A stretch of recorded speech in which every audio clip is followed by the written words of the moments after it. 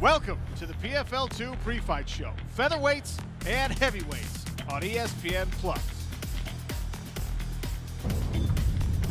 Our opening card on ESPN+, exclusively on ESPN+, features these 5 bouts.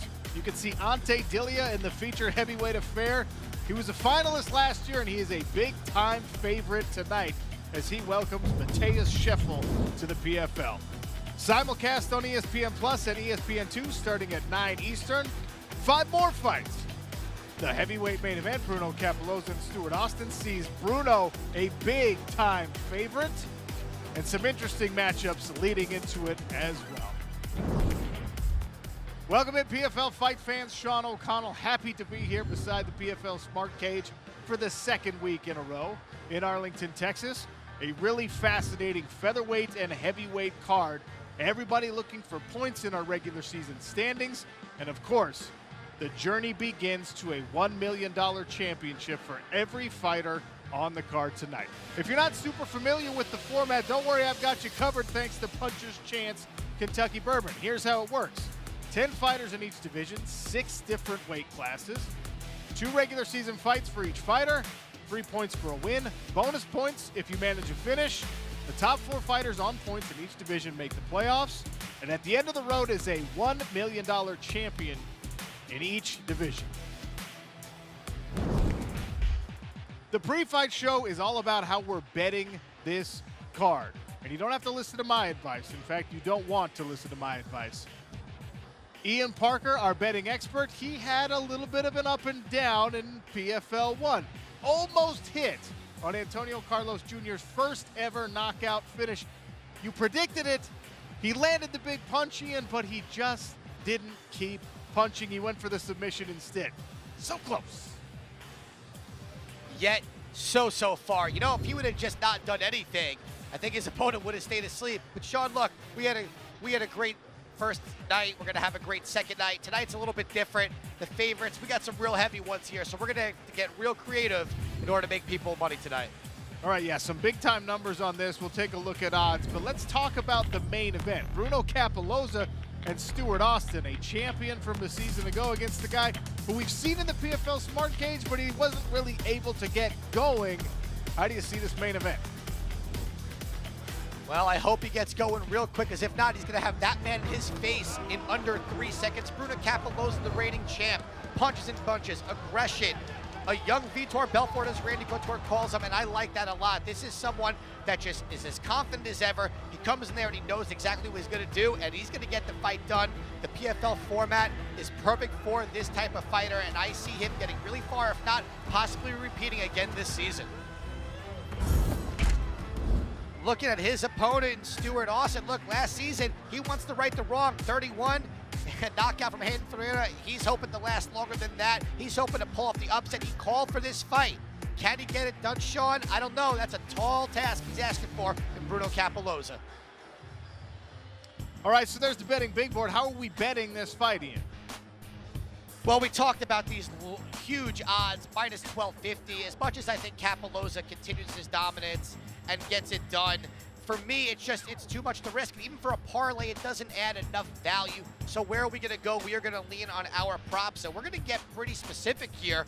We're going to go Bruno Cappelozza, not just by TK or KO, but Sean, I believe he gets it done in round number 1, continues this dominant aggression, and that's where I'm going to go tonight with Bruno Cappelozza. That would be 6 points for Bruno, and probably good enough for first place in the standings. We'll see how it all plays out before that main event. Now let's talk about the featherweight co-main event. Lance the Party Palmer, Season 1 and Season 2 champ in this weight class. Chris Wade made it all the way to the finals last year before losing to Movlid Haibulayev. Really fascinating matchup. What do you think, Ian? The party is back. Lance Palmer, he's back. He wants to get some respect back for what happened last year. He said his head wasn't into it, but look, still a 2-time champ, still an all-national wrestling champion. This is someone who can never be taken lightly, and if he really is there, he's as dangerous as anyone in the league. Let's see if Palmer is truly back. If he can get that wrestling going, who knows? But when you talk about improvements, evolution in their game, Chris Wade screams that. For me, Chris Wade is a guy that even through last season made improvements from fight number 1 to number 2. He was supposed to get out-wrestled and dominated by Bubba Jenkins. He said, fine, we're going to wrestle. I'm going to show you. Outside of that sidekick, which was nasty, he out-wrestled Bubba Jenkins for 3 rounds and got the dominant win. This is someone who gets better and better. I'm excited for this fight, Sean.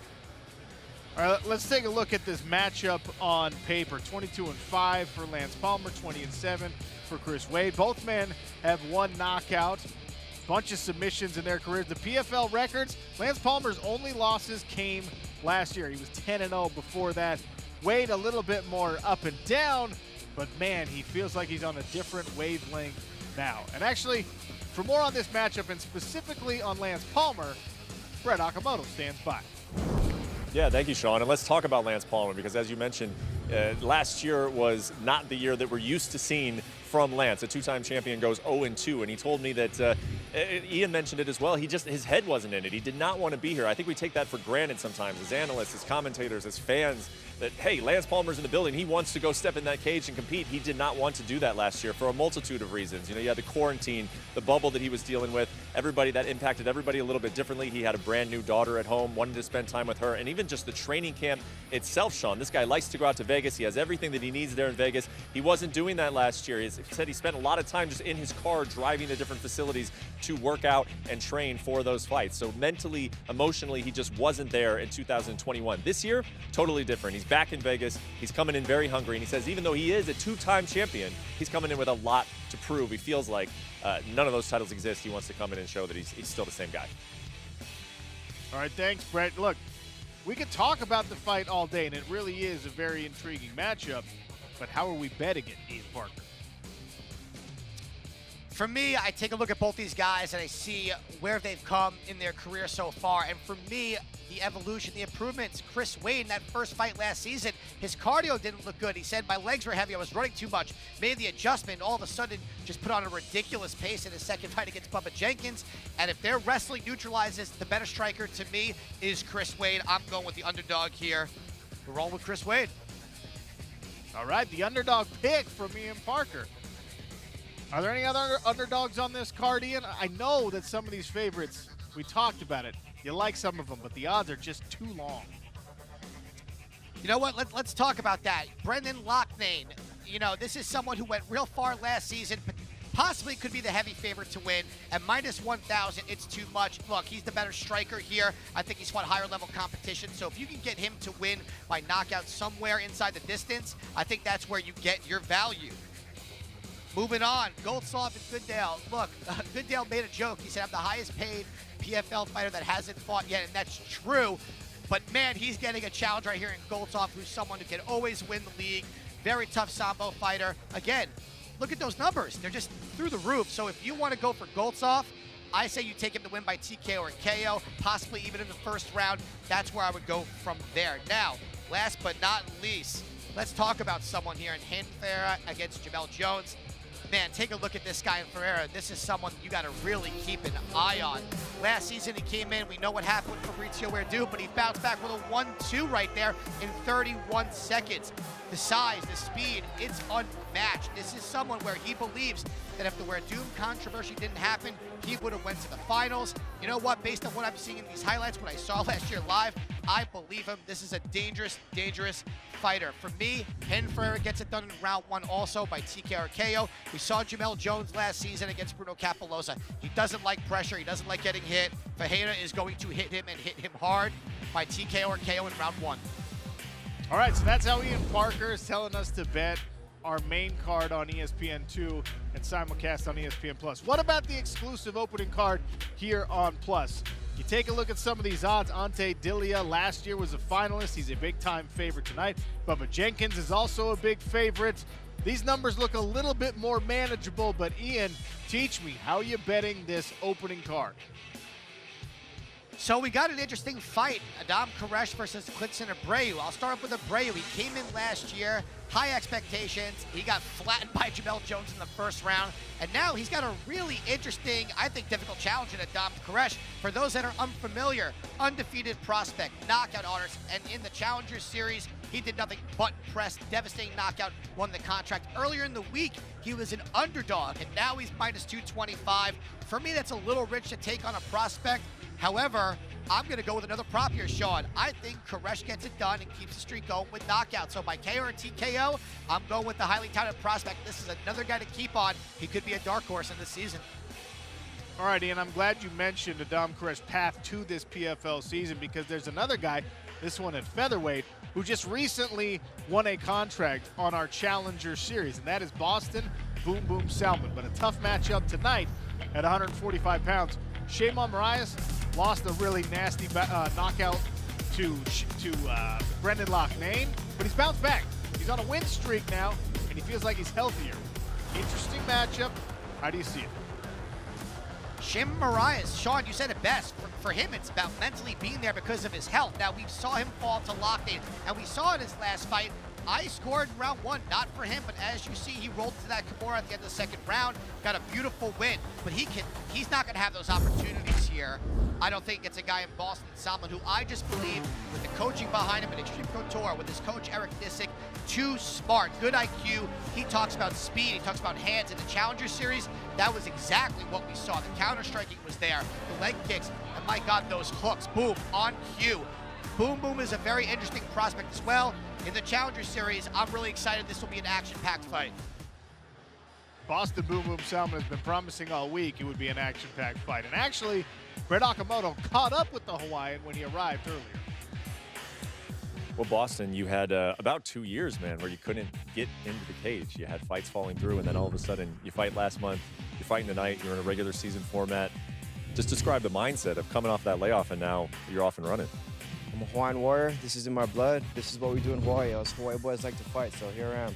And I'm sure you signed with the PFL. You're coming into this featherweight season. You take a little look around at the competition, right? What do you make of the roster at 145 this year? I like my odds coming into this this season. I'm one of the fastest, one of the smartest, and I have the ability to finish people with both of my hands. So let's go. Yeah, and I think a lot of people like this early matchup between you and Jamel Jones because they see it as an action fight, a competitive fight. Is that how you see it, or do you see it as, I'm going to dominate this guy and I'm going to get more than 3 points in here tonight? I see a Prius and I'm a Tesla. That's how the fight's going to go. Prius and a Tesla. There you go. Well, I'm looking forward to it. I know a lot of people are looking forward to it, man. Best of luck. Thank you. Ian Parker, I'm not sure what kind of electric car you are. I certainly don't think I'm an electric car at all. But how are we betting this fight? If he's a Tesla, maybe I'm a smart car, if at best. Look, for me, I'm going Boom Boom here. He's in the best mental space I think I've ever seen him coming off that layoff, getting that win in the Challenger Series.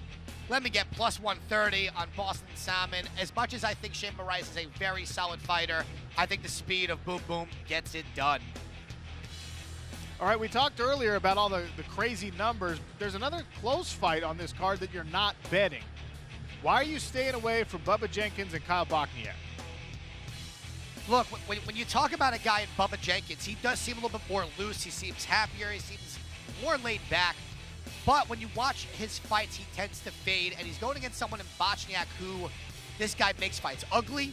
He turns everything to a brawl, and that favors him, and he gets better as the fight goes on. We've seen Jenkins not do the exact opposite. So if you're looking for a flyer at 2-1, should Jenkins wrestling get it done here? Sure. Has his cardio improved? He says so. But Bochniak is a dog and a live one at that, so I am staying away. All right, Ian Parker, thank you as always for the betting advice. Good luck to the Duck in the Duck Army. Hoping for great bets. Cash them all here in PFL 2. Let's take one last look at our fight cards. Our opening card exclusively on ESPN Plus coming up right around the corner. One more look at those odds. Ante Dilia holding steady at minus 670. Jamel Jones still a favorite. And remember, Ian told you to bet the dog in Boston Salmon there. After that will be our main card on ESPN 2 and simulcast on ESPN Plus featuring that heavyweight main event between Bruno Capoloza and Stuart Austin. This is where you see some of those crazy numbers. Bet the props. That's what Ian Parker says. Coming up next, starting at 6:30 Eastern, featherweights and heavyweights inside the PFL Smart Cage. The regular season begins for both of those weight classes. Looking for finishes and for points, and in the pursuit of a $1 million championship. For Ian Parker and Brett Okamoto, I'm Sean O'Connell. We will see you soon for live fights on ESPN+.